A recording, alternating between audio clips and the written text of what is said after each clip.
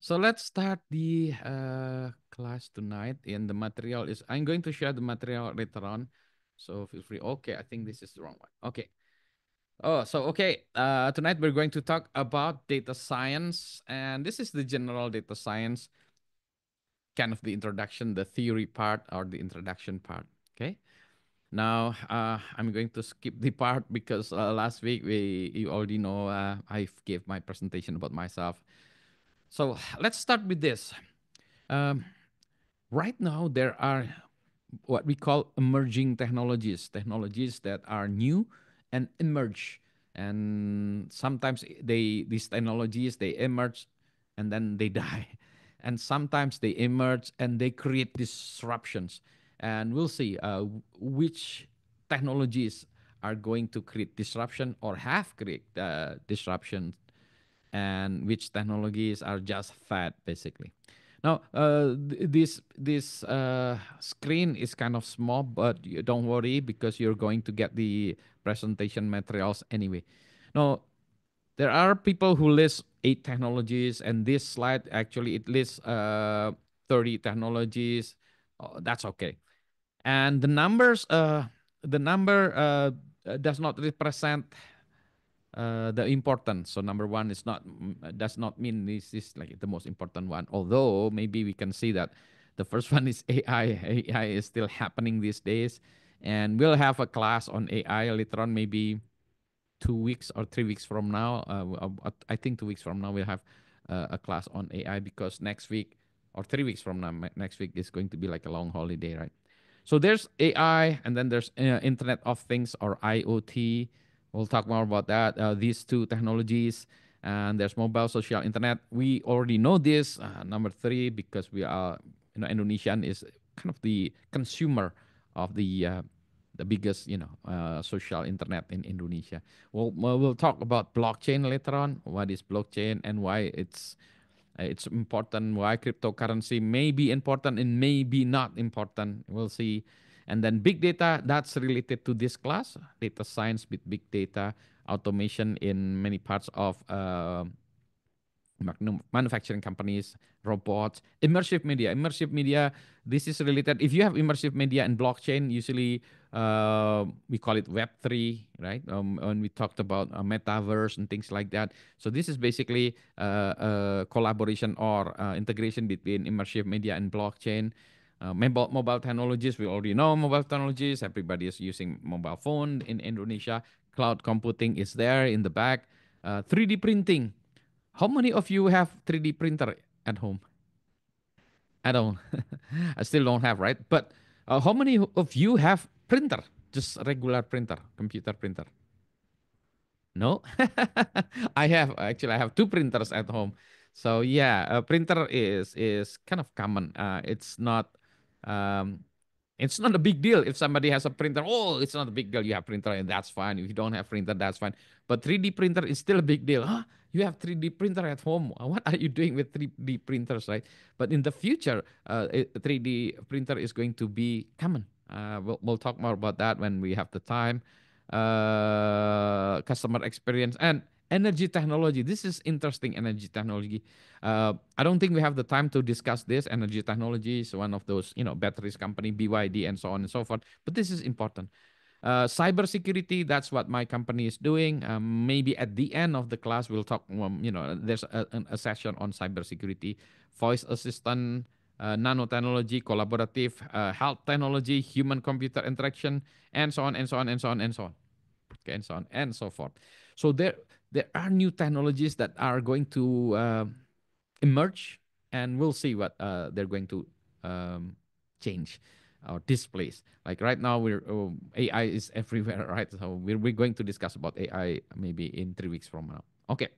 Anyway, so right now we're going to focus in this class. We're going to focus on data science, big data, but we're going to touch these technologies and how they relate to data science.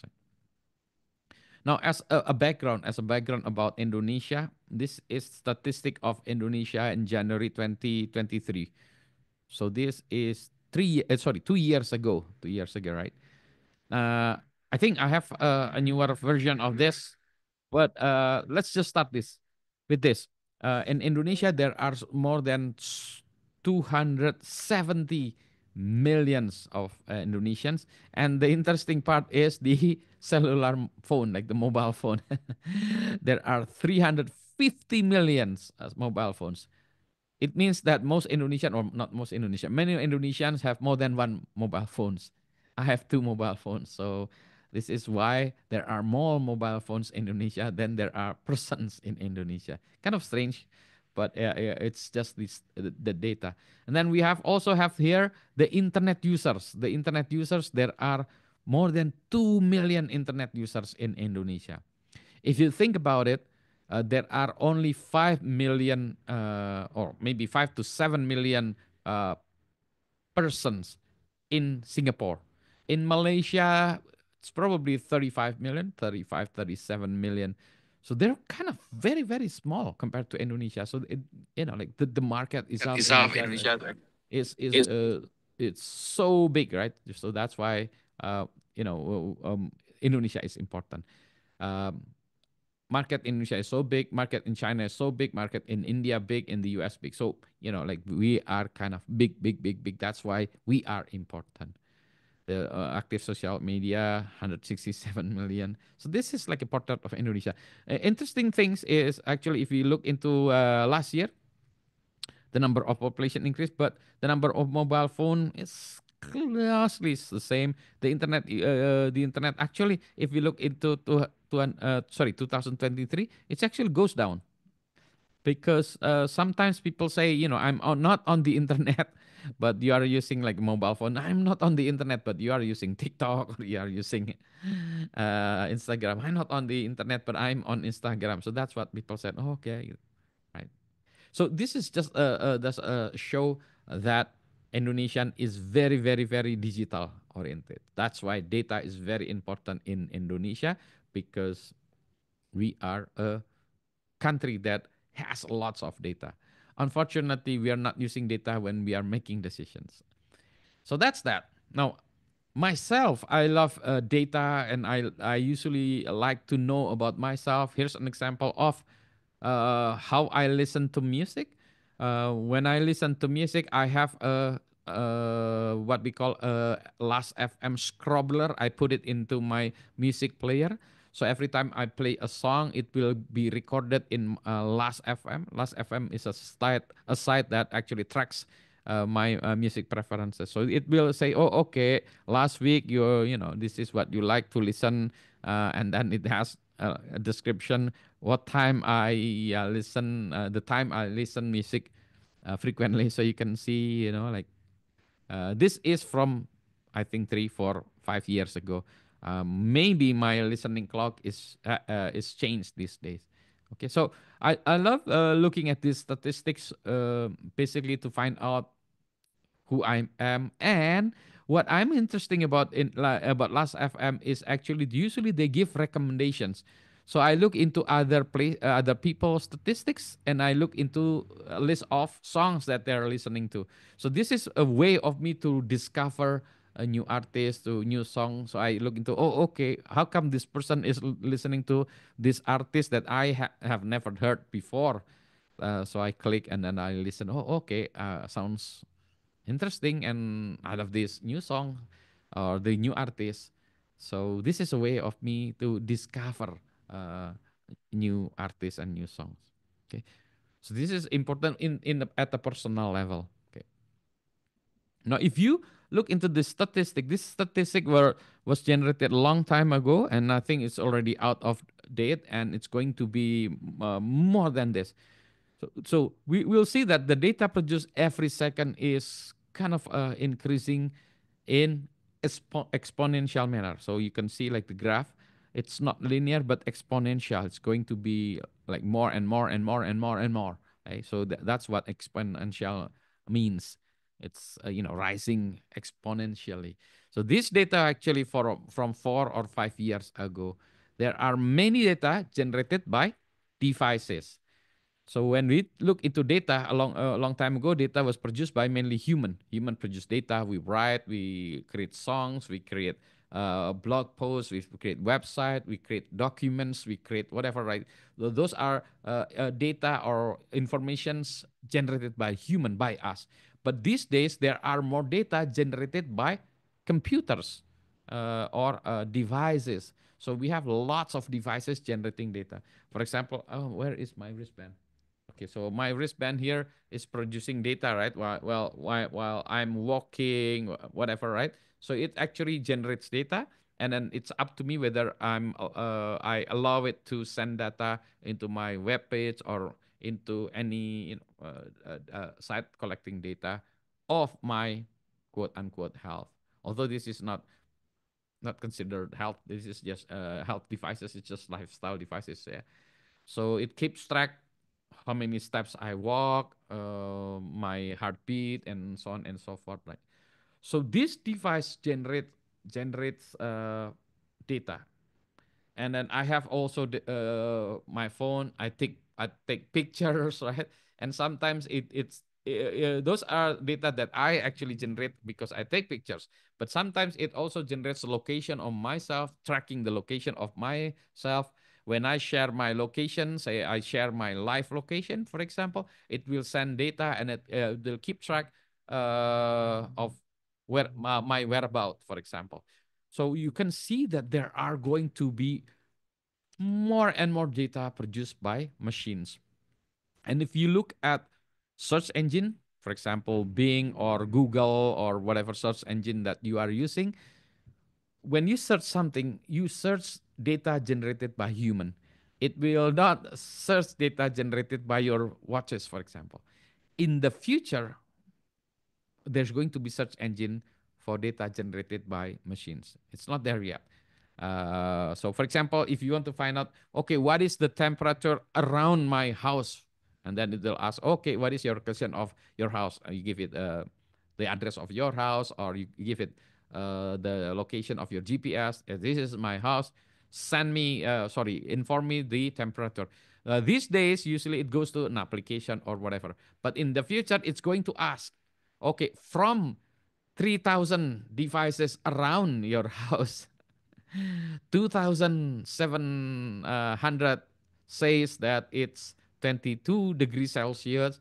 Uh, 300 devices says 25 degrees Celsius, and so on and so forth. So basically, it will try to get data from whatever sources, and it will infer with those numbers, and it will kind of create a deduction what the temperature should be in your house, for example. And then that's where AI is going to play, or statistic is going to play. Okay, so this is the real thing, and then this is the like the fun part. And this guy said, WTF. Why is my LG washing machine using 3.6 gigabyte of data every day? So this is the traffic of his router, his internet connection. And then, he looks at, how come my consumption, daily consumption of my daily consumption like this big. And then he looks, okay, this is the traffic generated by washing machine. So the washing machine apparently sends data to Samsung, maybe, or LG. This in this particular case, LG, maybe maintenance. So this is kind of funny, but it has happened, and it's going to happen more. Your cars are going to send data to your whatever preferred location, service maintenance, and it will say, okay, you need to change your battery, or you need to replace your carburetor or whatever, like maybe in 3 weeks, because the quality is not that good, so you'll change it. And there are several locations, and if you go to these locations, they will give you discount or whatever. So your cars will talk to each other. In fact, in the future, when you have car, and then your friends or somebody's car right by your car, and then your car will talk to the other car, and then will ask, what is the nearest gas station or charging station. Where is the nearest gas station? And it will say, okay, there is Pertamina like 100 meters from here. If you go now, there's a discount. So when you are trying to go to your office and the car says, sorry, sir, sorry, ma'am, I have to make a short detour because you need to get charged or you need to get your gas, whatever, right? So your car is making decision to get more gas. So this is, and this one is real. This is an example where devices are worn by a person. For example, you can have, like I have a wristwatch, right? So this is what I have in my wrist, but I can also wear like a t-shirt, and this t-shirt will detect my body temperature, maybe my heartbeat. Actually, a friend of mine is building this one because he likes to run and doing marathon, and he's probably only 3 years or 2 years younger than me. So we are kind of old, and then we know we have to know our weakness, right? When we run, when he runs, he has to measure like his heartbeat, and if his heartbeat is too much, he said, "Okay, slow down, or take a break, or take I don't know, water or whatever." Right? It will tell you to do that. And right now, people are wearing watches to do that, smartwatch to do that. But in the future, you're going to wear some sort of T-shirt, and it will give you that kind of information right away. So it will give the person information, or it will give the information from these apparels to your family, for example. Your family is waiting for you, and then they monitor this. This is also good for patient. For example, if you have your old parents, your old mother or father, and then let them wear, I don't know, maybe in Indonesia, for old people wearing kemben, for example, right? And inside the kemben, actually, there's a sensor, and your mother's heartbeat, temperature, or even, like the status, the health status of your parents, for example. And right now, there are experiments in putting sensor in your shoes, especially in athletes, and they want to keep track whether the athletes are running fine, whether he is limping or discomfort or whatever. So they're monitoring every aspect of your body. So this is common. This is not far fetched. This is not some kind of rocket science in the future. This is already here. Okay. So basically, what I'm saying is these devices generates data, and and then the problem with that is all this data we cannot consume them.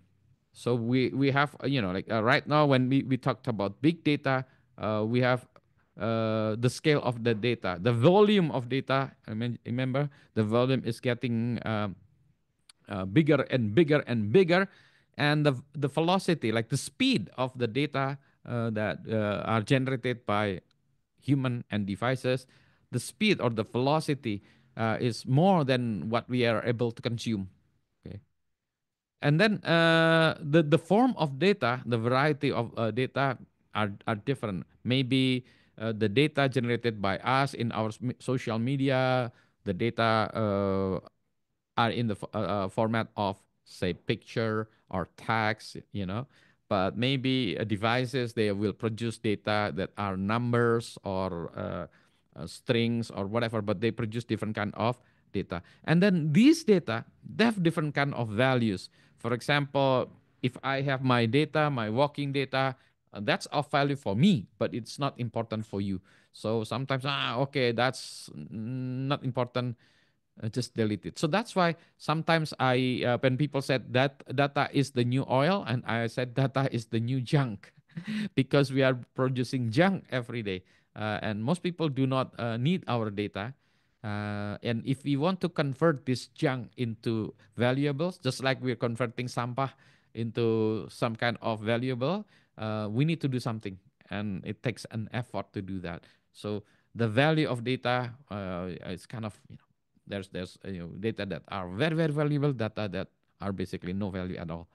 And then the veracity, the uncertainty of data. For example, I have two sensors in the back of my house right now, experimenting the temperature in our backyard, for example. One says 24 degree and the other says 25 degree. Which one is correct? Well, the difference is probably only 1 degree. Oh, that's fine. But if one says this one is 20 degrees and then the other one says 30 degrees, which one is correct? Now, that's kind of, how do you tag, or how do you know which one is the real or the correct one?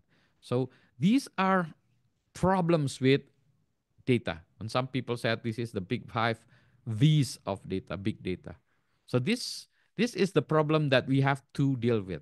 Now, what we are going to do, we are going to focus in the velocity. Basically, how do we consume this data? If we look into this data manually using our eyes, that's just not possible. So we need tools, programs to digest this for us. So this is what we are going to do in the class. Okay, I'm going to teach you the basic, basically, so you know the idea of this. Okay, now let me give you an example of lots of data or data science. One of the things that is very popular data science is in sports. Hang on a second, let me drink my water first.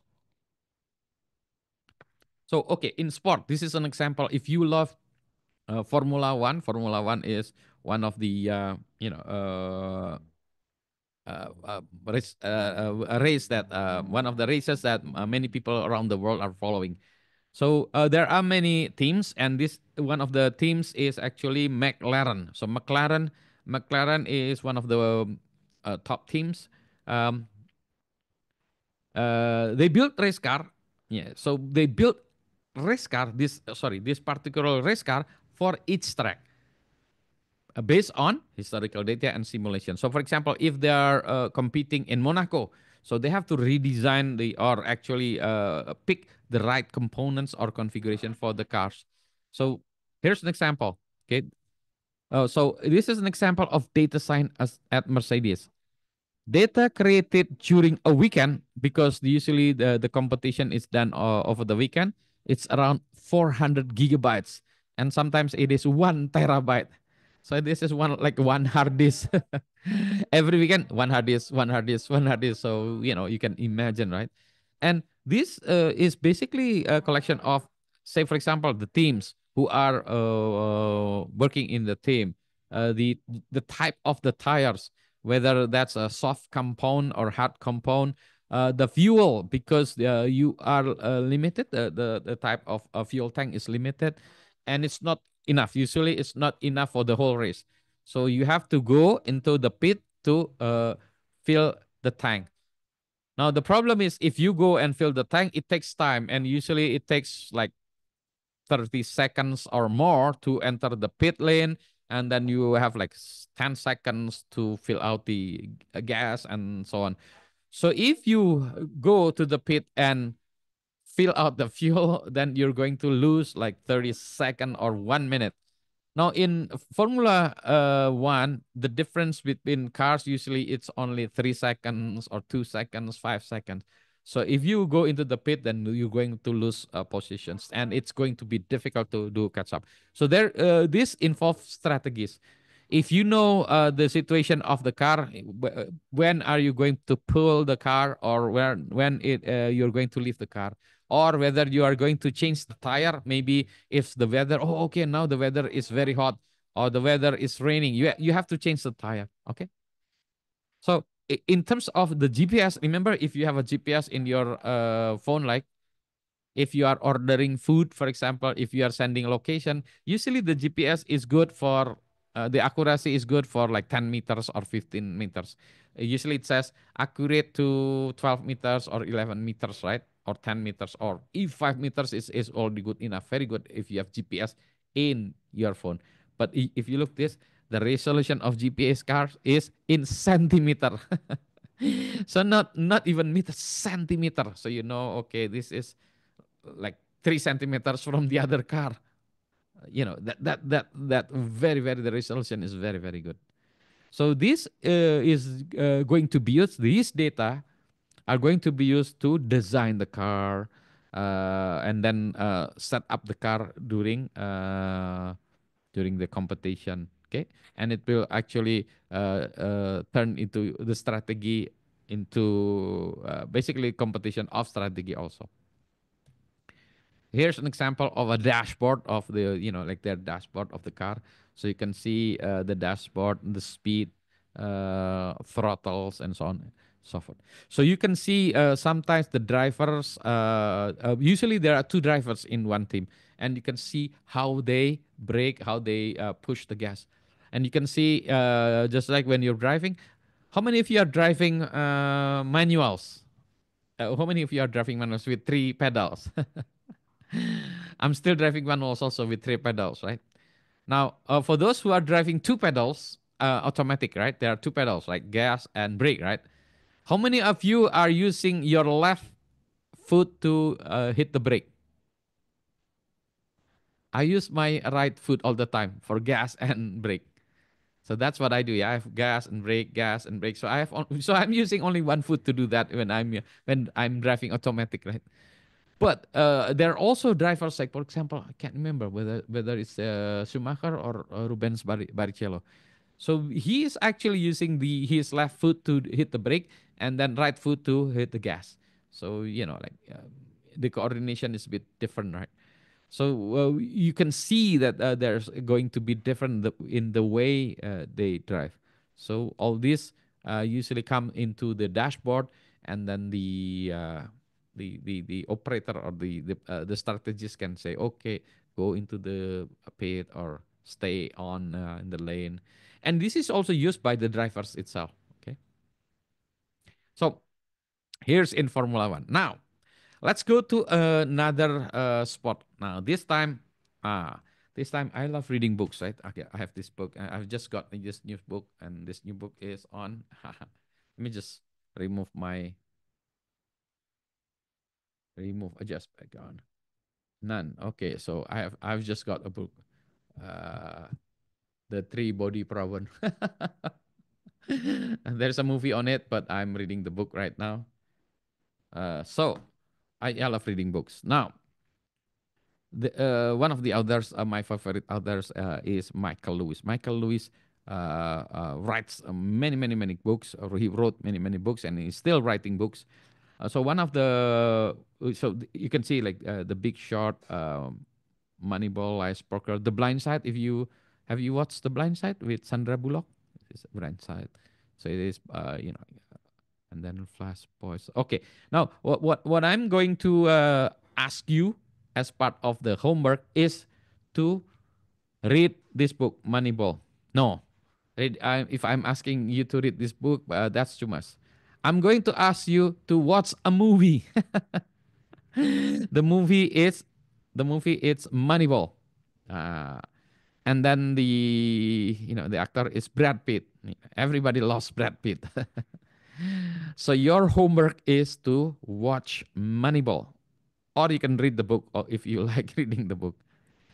So let me just give you like a sneak preview. Moneyball, the book Moneyball, or the movie, talks about this coach. So the coach. Yeah, his name is Billy Bean. Billy Bean. He coached the Oakland Athletics. This is one of the baseball teams in the U.S. So in 2002, the Billy Bean, okay, he tried to assemble a team, but they're very low in the rank. So if you have like a rank of baseball teams, I think Oakland Athletics was actually not the very end, but the second from the bottom. So the team was very, very, very, very, very, very, very bad, like. And because they're at the very end of the roster, they did not generate money from the audience, from their fans, so they did not have money to buy great players. So this is kind of a dilemma, right? Telur dan ayam, right? Whether you buy, if you want to get to make your team better, you need to have good players, but you need to get good players. You need more money. If you have good players, you can generate more revenue because there are more people watching the game. Okay. So it's kind of a positive cycle. On the other hand, if you are way down there, you don't get support from your supporters, you get less money, so you cannot get better players, and you're going down, right? This is like spiraling down cycle. So this is what's happening to the this team, the Oakland Athletics. Okay. So when he was composing his team, he didn't get the money from the boss, and then finally he met this guy. That guy, his name is Peter Brand. Peter Brand, basically, he is actually a nerd. He loves statistics. He's looking at the screen, and when Bean tried to get players, he said, can you help me select which players? So Peter Brand came up with a sophisticated metric. The metric itself was called sabermetric, but he takes it into the next level. So here he is using sabermetric to analyze players. Say, for example, I don't need players who are very good in running, but maybe I can punt ball or whatever. Okay, so this is what they do. Okay, let me just okay. Okay, hang on a second. Let me just whether I can get this into. Let me see if I have sneak preview of this. Okay, data science. Okay, Moneyball trailer. Okay, let me just share this Moneyball trailer. Okay, let me see if I can share this. Wait, let me share it. Share Moneyball. Sorry. Okay, that's that. Nah. Jadi itulah, so that's what your homework is. And this homework is due in 2 weeks. So I expect you to see the movie within 2 weeks. So because for a week it's going to be difficult, right? But next week, because next week is holiday, you can watch this with your family. Let's watch a movie, and then this is basically your homework. Instead of reading the book. Okay. So first of all, any question about that first? Let me just. Recording in progress. Oh, I think that one. Okay. Now let's go back to the slide. Okay. So we have seen the trailer of Moneyball. Okay, and then this description. Now, uh, um, I also love science in not just the real world, but also in cartoon. I watched cartoon quite a bit long time ago. Is, for example, I watch The Simpsons. The Simpsons, and apparently there is a book by Simon Singh, and it says The Simpsons and their mathematical secrets. So within the Simpsons itself. So I mean, hang on. Anyway, the Simpsons is a popular cartoon series, and this is a story about Homer Simpson. This is Homer and his wife Bart. Sorry, his wife Marge, and they have three children. The first one is Lisa. Lisa is smart, and then the whole story is usually on Homer and Bart Simpson. But Bart Simpson is very peculiar kid, and then the smaller one is Maggie. So this is a story about the family, and you can watch it in many platforms. It was I don't know how many seasons they have, but this is a story of quote unquote an ordinary family in the U.S. Actually, not ordinary. Now, see, Simon Singh actually explored the writers behind the Simpsons. So behind the Simpsons, apparently there are many math experts. I wouldn't call them math professors, but they're very very good in math. In fact, some of them write math papers. They're very very math oriented. So sometimes they put math equations inside their stories, right? And then the same thing in Futurama. I have not finished watching Futurama. and Futurama also there are many quotes about technology and math. So here's an example. Remember, this is called Moneyball. Moneyball is a book by Michael Lewis. It's a story, a real story, true story about Oakland Athletic baseball team. And then in The Simpsons, they have an episode called not Moneyball, but Money Bart, as in Bart Simpson instead of Moneyball. This is my Bart. So if you can see, this is season 22. My God, they have like 22 seasons. Episode number 3. In this season, Lisa Simpson, she tried. She had friends who uh, who were accepted at Ivy League universities, and then she asked them or her, I can't remember, how do you accept? How do you basically how do you get into these Ivy League universities? And then this friend said, yeah, you have to have extracurricular activities. So Lisa was looking for extracurricular activities. One of the activities in the city is called Springfield. The city, there's a little league baseball team. Bart was in the team.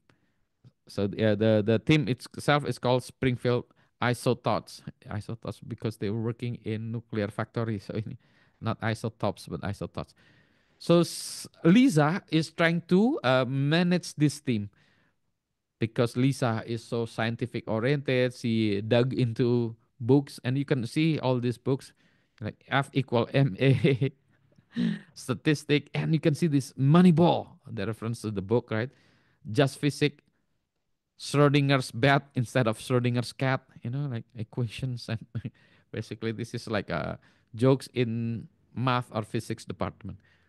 So basically she is looking at this kind of book, and she was trying to use sabermetrics to make the team a winner. And Bart said, it's not fun anymore playing in the baseball because everything has to be controlled by science and scientific. So that's the whole story. You can watch it if you want. So this is not your homework. But anyway, math or data is also part of cartoons. Now, another field is football, for example, or soccer, if you love football. I think this was a long time ago, and this is how they create tactics. For example, if you see this number 24, and the blue is basically the position of, sorry, the blue is places where he could pass the ball. Okay, so should he pass the ball to number 22 or number 28 or number 18? This is the referee. So this number 24, where should he pass the ball? 22, or he should pass it in between, and basically this is kind of one of their simulations. So they look, oh, okay, if this person actually used through ball, for example, and usually it works. So they can say, oh, okay, 69% if is using a through ball pass, then usually it gets into the other player, and so on and so forth. So they are using this. That's why Liverpool won Premier League, right? So they're using data science in sport. So sport is an area where data science is very, very, very popular. And unfortunately, not in Indonesia. So we are doing this by guts instead of using science. Okay. Now, there's also an implementation data science in agriculture. I'm going to share this one, but right now I'm working with my team on this field, like agriculture. Right now we are deploying weather sensor in Aceh and in Maros, for detecting climate change and so on and so forth. So we actually creating weather sensor. Hang on a second. Let me just show you if I can show you the data. Hang on a second. Okay, real time data. Let me just zoom. So that's coming up. I'm going to share the data later on. Maybe in 2 weeks time. Data that we are right now gathering. in terms of say carbon footprint. Right now, we are also trying to measure carbon footprint in certain area, quality of air quality in many places, probably cities, and so on and so forth. So basically, everything is based on data, the decision based on data. For example, during COVID time, how do we decide when we want to put restriction, when we want to put handbrake, when we actually say to people, please stay indoor, do not go outside, starting from tomorrow, maybe for 3 days or 2 days. How do we decide that? Well, because right now, if we put people at home all the time, there's no economic. There's a problem in the economy because there's no economic activities. So that's a problem. But so that's part of the decision. We have to get information from, say, from hospital. A long time ago, when we got reports, what kind of data that we need to analyze. Later on, we understand that the number of beds, the availability of beds in hospital, that's an important data that we need to have. So that's why people are sharing information about the number of beds in hospital, and then the number of patients, and so on and so forth. So we need all this data to make decision. Later on, I'll show you what I work on in terms of COVID-19 analysis. I provided the data to many groups, decision maker, governors, and especially in Bandung area. Now, so that's that in terms of health. Now, let's go to this. I love books. So there's a book. This is a book by Professor Zubov, Professor Sosana Zubov. And she wrote a book, and the title of the book is The Age of Surveillance Capitalism. And she said that now we live in a different kind of capitalism. We live on an environment where data is driven by surveillance. What do you mean by surveillance? Well, this is basically data that were collected by big companies, especially Google, Facebook, Apple not so much, but Microsoft maybe. But these two are the giants in collecting our data. And sometimes we provide the data voluntarily. A long time ago, when we provide the data to service provider, we want to get or we want to get better service. For example, if I give you the data in return, you have to give me better service. If I like this kind of food, then next time you provide me with that kind of food, and so on. But these days, the data was taken by these companies, and not for our benefit, but for companies that are paying them. Wanipiro, basically, right?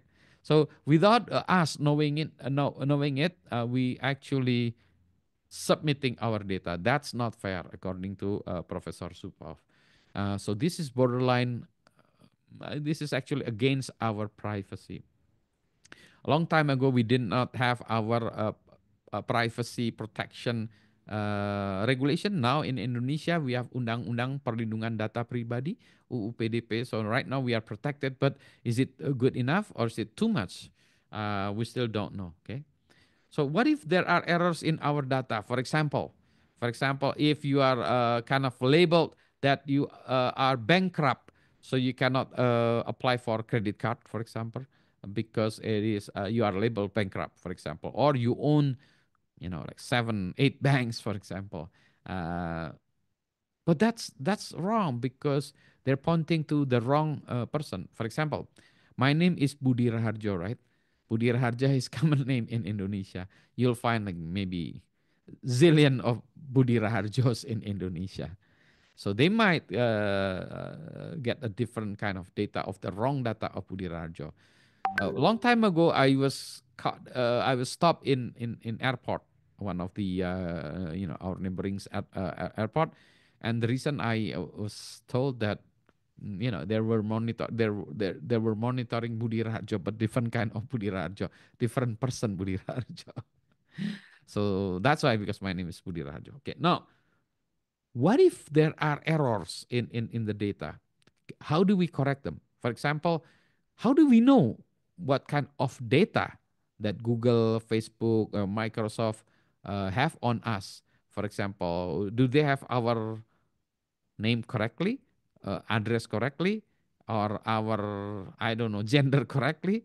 Maybe if they got it wrong, for example, I've got to hospital and they think, oh, this is female, for example, and they give me the wrong prescription, right? So that's kind of scary because we don't know what data that they have on us. What if there are errors in the data? Can we correct them? So that's kind of what makes it scary. And then Professor Zuboff also mentioned that when we think about Google, Facebook, you think that it's not important. Well, she said now everything goes to the cyber, right? The dunia maya, in the digital world. But in digital world, they can also force us or push us to do something in the real world. And she gave example of Pokemon Go. I don't know how many of you actually played Pokemon Go or have played or know what Pokemon Go. I think most of you know. How many of you do not know Pokemon Go? Give me a thumb down if you don't know Pokemon Go, or thumb up if you know Pokemon Go. If you know, give me a thumb up. If you don't know, give me a thumb down. So I'll this is just basically you know like a test. Okay, whether you're listening or you're sleeping. Okay, okay. Yeah, so Pokemon Go. Now with Pokemon Go, you can actually there's a game called Pokemon Go where you catch the Pokemon, right? And then it says, oh, okay, there is this kind of Pokemon in across your street, and then you go out and then you catch this Pokemon. And then sometimes said, oh, there's a rare Pokemon in Burger King down the road, so you have to go to Burger King and then go there and catch this rare Pokemon. Now in Indonesia, this is actually happening last week. There was big issues about Koin Jagat. Remember, many of you heard about Koin Jagat and probably not heard about Koin Jagat. So, yeah, let me just stop this one first. Okay, so let me just go back this. So that's what Professor Zubab was afraid of, that surveillance capitalism is currently playing upon us.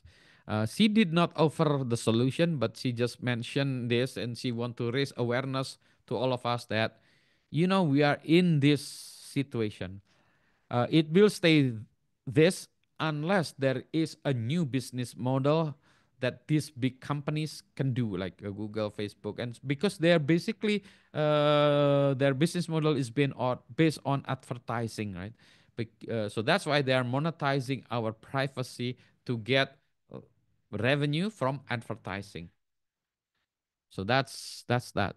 Unless there is a better business model, then there's no incentive for them to change their status right now. Okay. So and then there is also a movie. This one was in Netflix a long time ago. I don't know whether it's still there. This is a documentary film, and they call it The Great Hack. Now, The Great Hack documented what happened in Europe with Facebook and Cambridge Analytica.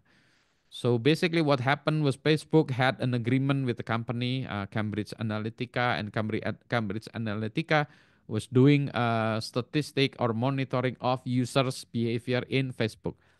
So a long time ago, I don't know whether you're still playing Facebook now, but if you played Facebook a long time ago, usually there's a question, for example, a psychological question or test. If you are an animal, what kind of animal are you? And then they will give you a question, and you pick this, pick that, and so on. And then at the end of the questions, maybe 10 questions or 15 questions, and it will say, you are a dragon, or you are I don't know, a lion or whatever. And then there's another question. If you are a superhero, what kind of superhero are you? And then it will give me questions. Yeah, it will give us questions. And then at the end it says, you are Spider-Man or whatever, right? So we are happy, doing all kinds of, questions or even playing games there. Now, what they did not know is this application is actually looking at our personal profile, and will say, "Oh, okay, Budi Raharjo is using this kind of application every night, or you are using this application from so and so." But what most people or even Facebook did not realize at that time is that when I'm giving permission to this company to look into my data, because when I play this, usually it will say, uh, you have to allow us to look into your data, and say we said okay. Maybe if you play Candy Crush, I don't know whether it will ask you for the same question, right? I may need your email address or whatever. If you click OK, then it will get information from you. But what they did not know at that time is it will not only look into your data, but your friends' data. So that's a problem, because I'm giving this company to look into my data, but I'm not giving this company a list of my friends and even data of my friends. So that was a big hole at that time. So this company, this companies, or maybe one of them, the one that got caught is Cambridge Analytica. This company got caught, and basically they're collecting data and they're selling this for elections. And somewhere in the movie, they mentioned also they collected this data and it was also used by election in Indonesia. So basically, what they're saying is for every person, they have, I can't remember, 52 preferences. So they know exactly what I'm going to vote in this next election. So they have things to do that, right? So they're selling this data into political parties. Hey, you are losing the election. This is the data. If you want to win this election, you have to do this, then that, and that. So that's what that's what, but that is the trigger of privacy issue in the Europe. That's why they're pushing GDPR, their own privacy law in Europe, and they're pushing it very very hard. That's why GDPR passed. So now, if you want to deal with companies in Europe, you have to comply with GDPR. In Indonesia, we did not have the privacy law long time ago, but now we have the Undang-Undang Perlindungan Data Pribadi. So we have similar to GDPR, but a bit different. Okay. Now, those are related to personal data. So now, what is data science? Now, there are many definitions of data science, but this is what I like. I like this data science definition based on a Venn diagram. This is by Drew Conway. Drew Conway wrote in his website or his blog. Data science is actually a collection of three things or three fields. First is the substantive expertise. This is a person who knows the actual business that we want to analyze. For example, if I am an e-commerce, I want to find out what kind of books that my customer look or buy, or the behavior of my customer. Okay, so that's mine.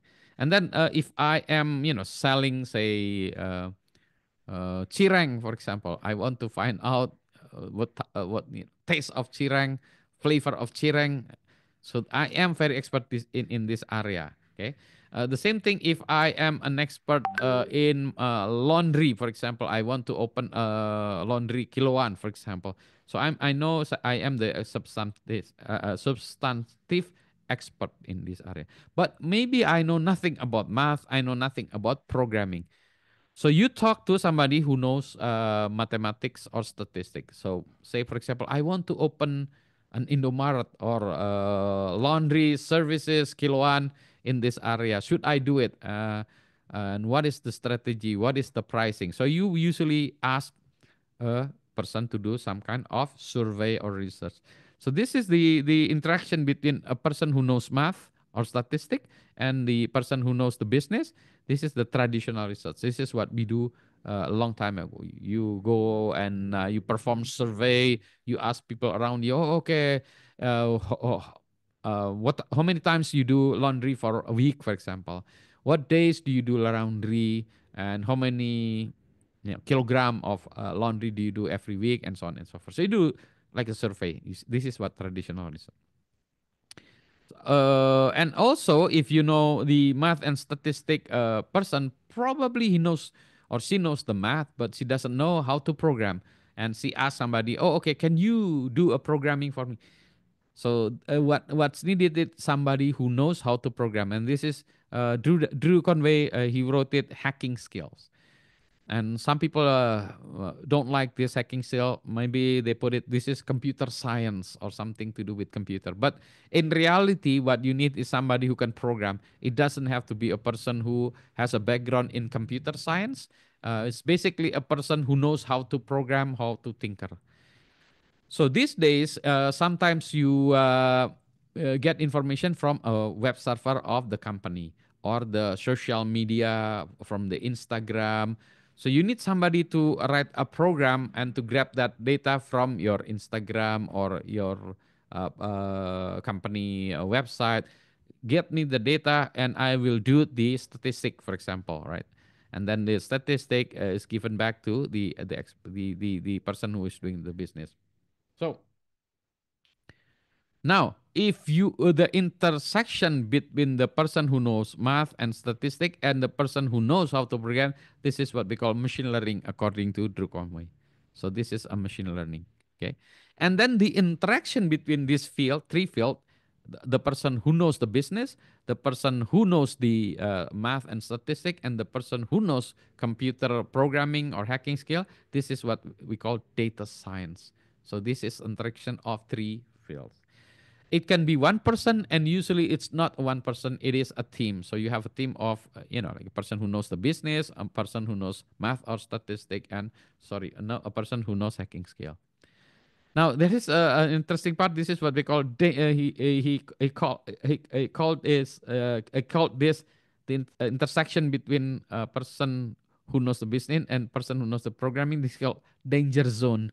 Why danger zone? Because well, you may know the business, and you may know somebody who knows how to program. If you don't know the math, the equation might be wrong. So sometimes this is danger. I'll show you later on with a joke what is this danger zone. Okay.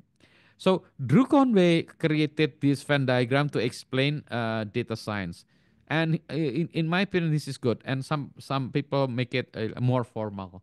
So this is a more formal of data science. The domain business knowledge, okay, the expert in the business, and then this math and statistic, and then this is computer science or IT.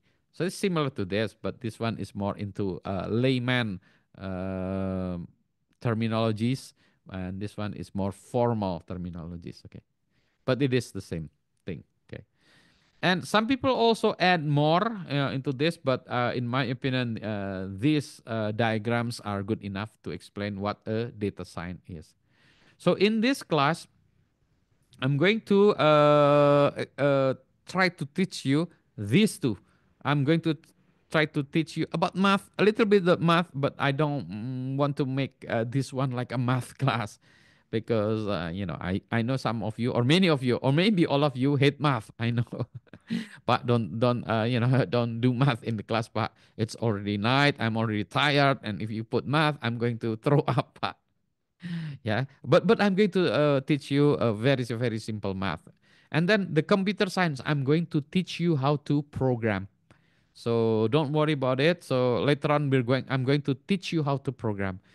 So I'm going to put you in this area. I'm going to assume you know something about the business. Probably you're in manufacturing, you are in e-commerce, you are in whatever domain, right? And you want to do some kind of data analytics or doing some kind of data science in your domain.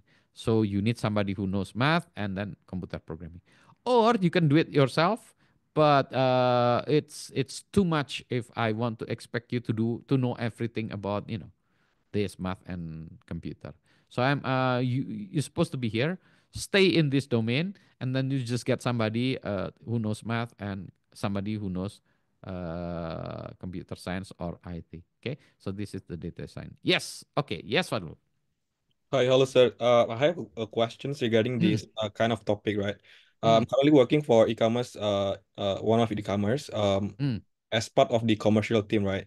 And we mm, also have like the tech team and everything, which basically dealing and also working with the algorithm and everything.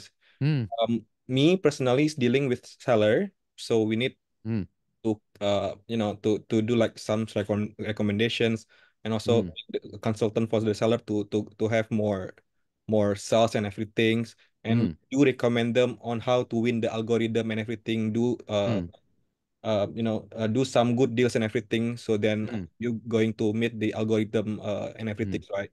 The mm. main question is that I'm not really understand about how this algorithm is basically works, like Mm. what kind of algorithm are there, Mm. basically, and then how it basically works, sir. Okay. Yeah. So let me just go back to my slides. Okay.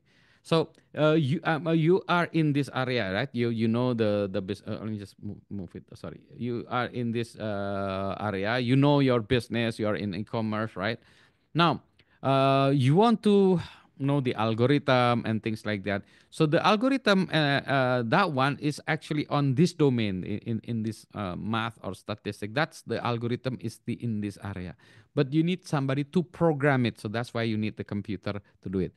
Later on, I will explain to you, and then we may go some kind of coding to know some of the algorithms that is out there. For example, later on we'll talk about linear regression, clustering, and so on and so forth. So those are the algorithms that are being used, and those algorithms are actually here.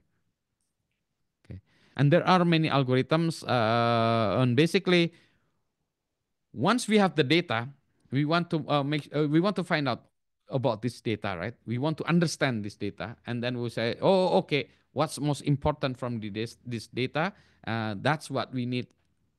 These two persons, from the person who knows the math, the statistic, the algorithms, and then the person who actually can code this into some kind of coding, so it can go through the data and then process the data according to our algorithms or our kind of math. There are many, but we're going to look maybe one or two or three probably algorithms, and then we'll do the actual programming. Okay. So for example, whether, for example, if we are in a class, whether this guy or this student is going to pass the exam or not, we can quote unquote predict them. The same thing with sellers, for example. Oh, okay. If you want to compete in this area, the most important the most important factor is, for example, uh, the obviously is the price or the color. If you have a website, for example, oh, apparently language is important, or maybe this kind of design is more important, and you get more traction, you get more buyers, for example, based on the data. Is it a fixed one or basically No, adjustable based on the company needs and everything? no. Usually it is kind of yeah, in iterative and interactive. So that's why sometimes you have to have these people built in your company, because you say, oh, okay, let's try this. Oh, okay, it doesn't work. Okay, let's try this. Okay. Oh, yeah, yeah, yeah. So now we know this. Yeah. Okay. Because what I understand is basically that the Lazada one have different algorithm with Mm, the TikTok and also Shopee, right? So the right. seller is basically quite concerned on how to win the algorithm itself. Yeah, So yeah, for the commercial team like us, we only know like the yeah. brief one. We don't really know the specific one, like what type of typical product in certain price and everything. Correct, correct. So, for example, if you want to advertise, say in Airbnb, for example, right? What kind of features that people are looking into the Airbnb? For example, in this area, and apparently sometimes, oh, okay, in this area, they're looking into the kitchen. If there's a kitchen, then they will actually click, or they actually buy, or they actually rent the place. So you look into, oh, okay, in this area, kitchen is important. For example, how do you know that? Using this kind of algorithm. Oh, okay, kitchen is important. Another thing is, say for example, if you want to open the second store, for example, you already have one store. Now you want to open the second store or the third store. In which place should we put the store? So that the store is closer or closest to the intended customers, because oh yeah, the customers in this area, but we want to service that area also. So which part of the street or whatever area is closer or usually deliver more value to this customer. So that one, there's also say clustering algorithm to do that. Okay.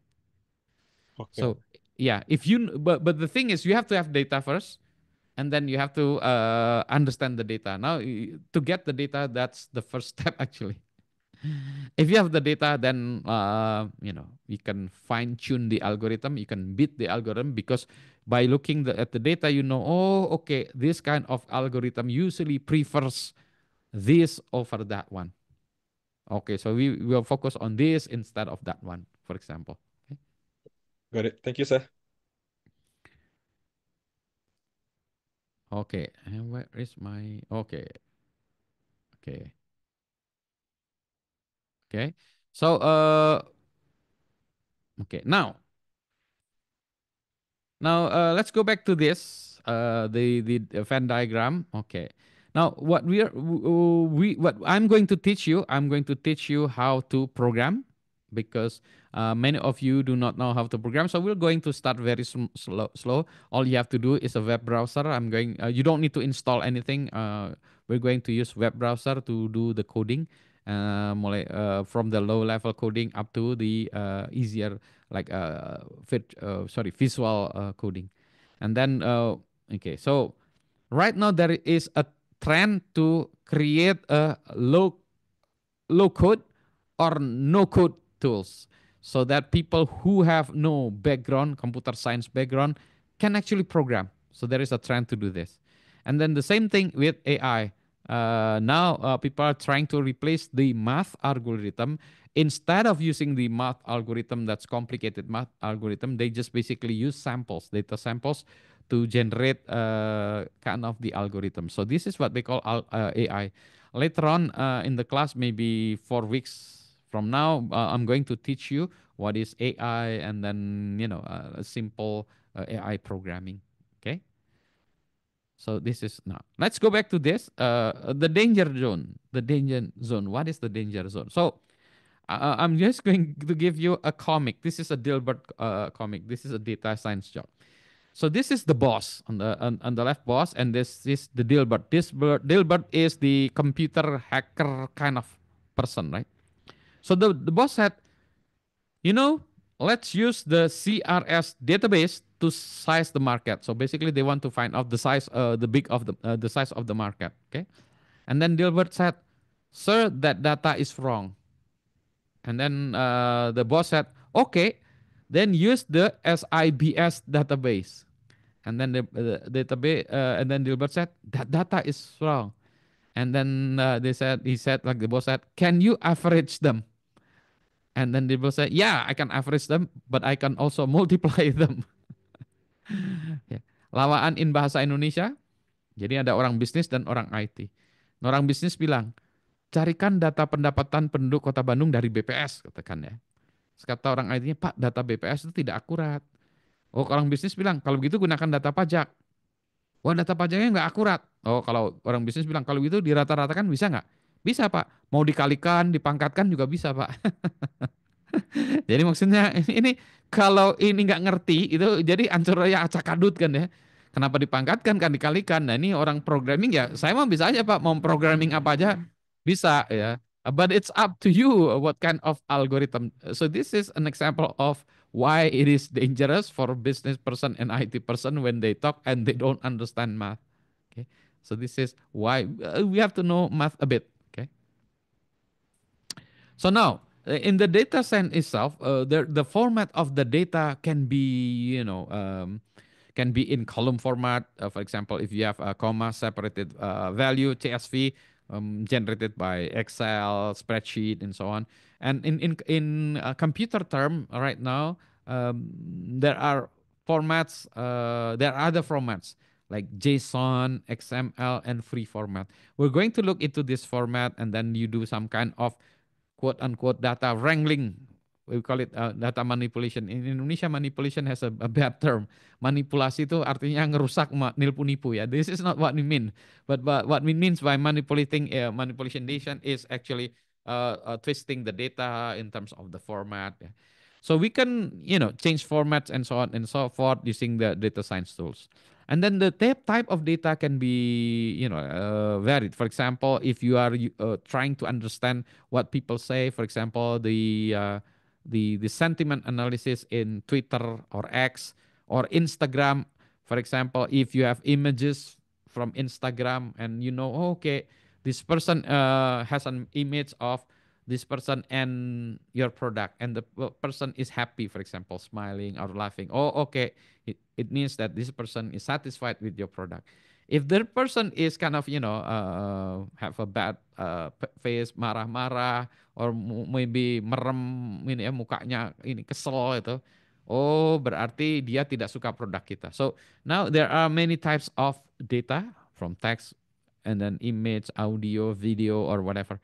So those are binary data. We can process them also.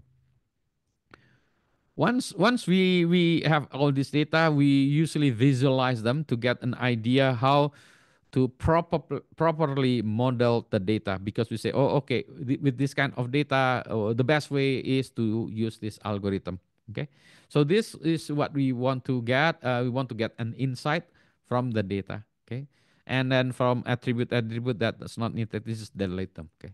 So with data science, what we are going to do, we're going to go a little bit specific inside data science, which is what we call data analytics.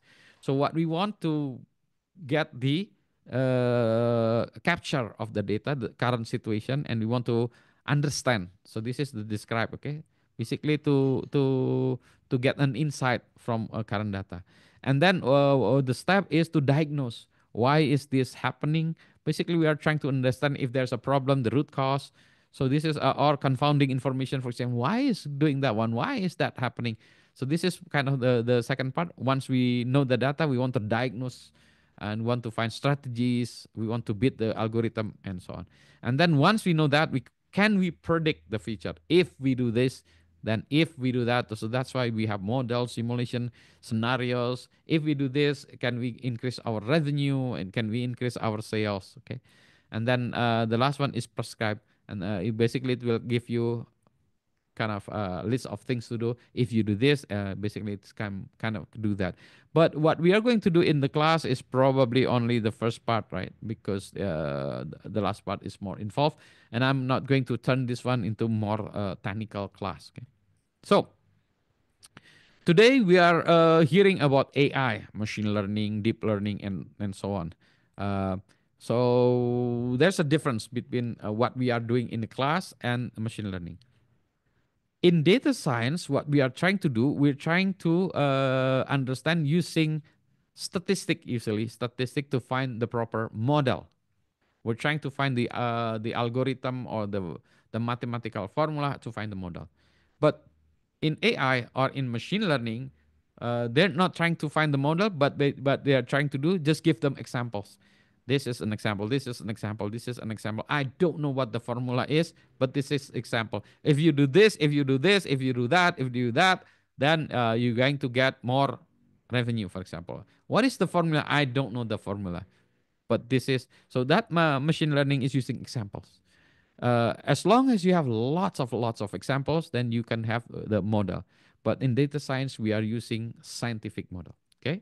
Now in data science, we have person using expert to predict.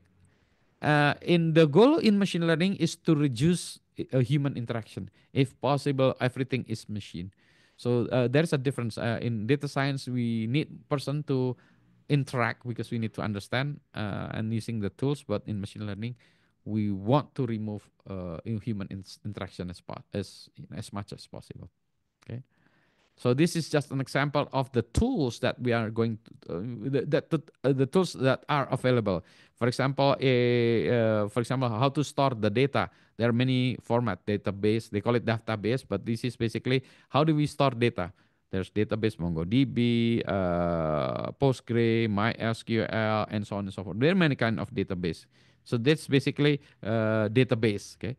Once we have database, can we transform the database to something else?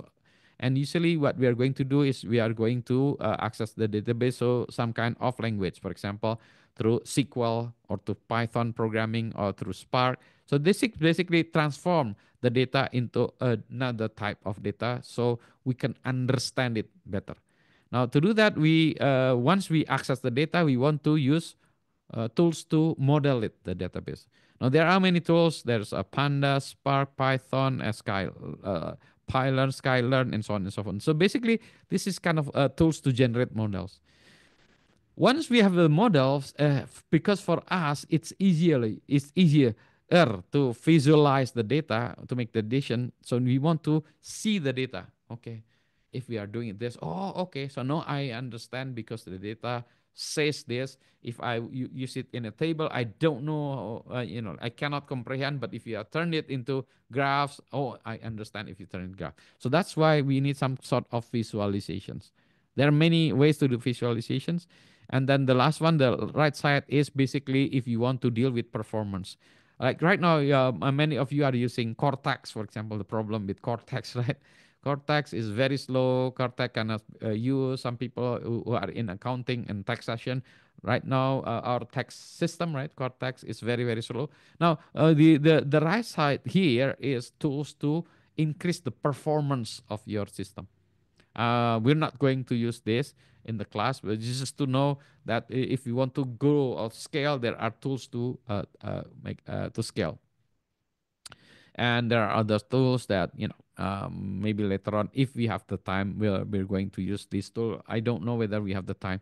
So what I'm going to teach you, maybe only the first four. I'm going to use the database. Database is probably only CSV, probably Excel, and then we are going to use Python to transform those data, and then we're going to use some kind of models, Panda, NumPy, and so on, and we want to visualize it with Matplotlib. So that's the path that we're going to use, okay, in the class.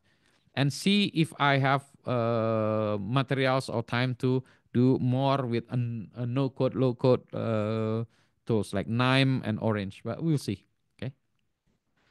Now, tools for data processing, there are many languages, there are many programming languages for statistics, but I'm going to teach you Python.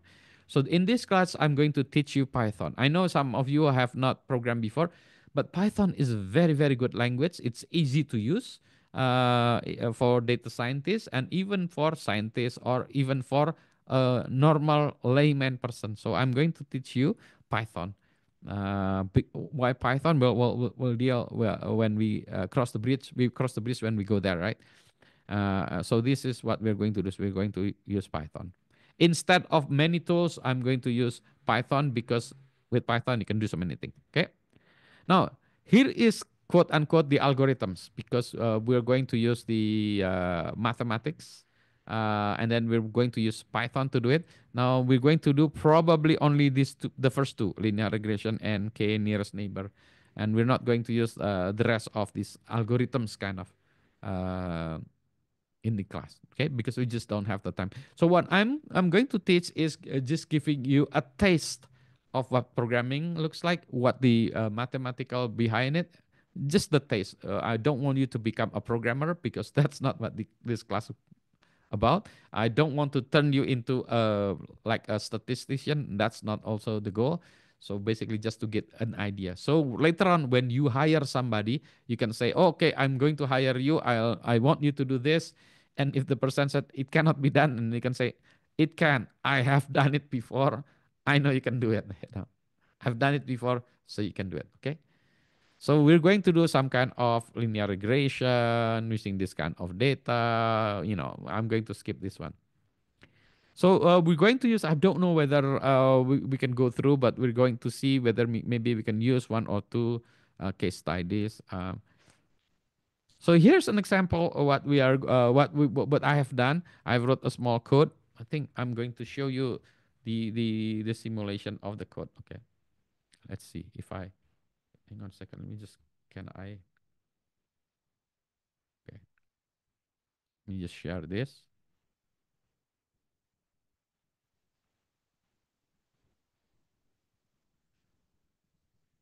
Can I? Oke, iklan dulu Kritik ya. pilek parah? Activate. Formulanya iklan dulu. berarti sikat dahak membandel. Activate. Anyway, okay.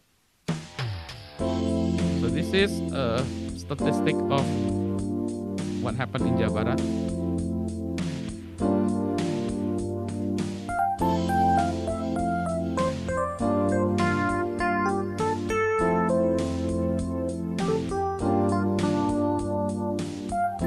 So every changes, then there is a note. Okay, this is what happened in here and there and so on. So that's what happened. So I wrote the code and I shared the code, and basically that code gives you an idea of. Hang on a second, let me go back this. Of what's happening in Jawa Barat, for example, and then whether you decide to put handbrake or not. PSP, yeah, PSPB, yeah. Okay. So this is just an example. Okay, now let me just close this class tonight. So data science is actually a field which requires people with all kinds of academic background. So I don't want to push you to become like a data science is just one person knows who knows everything.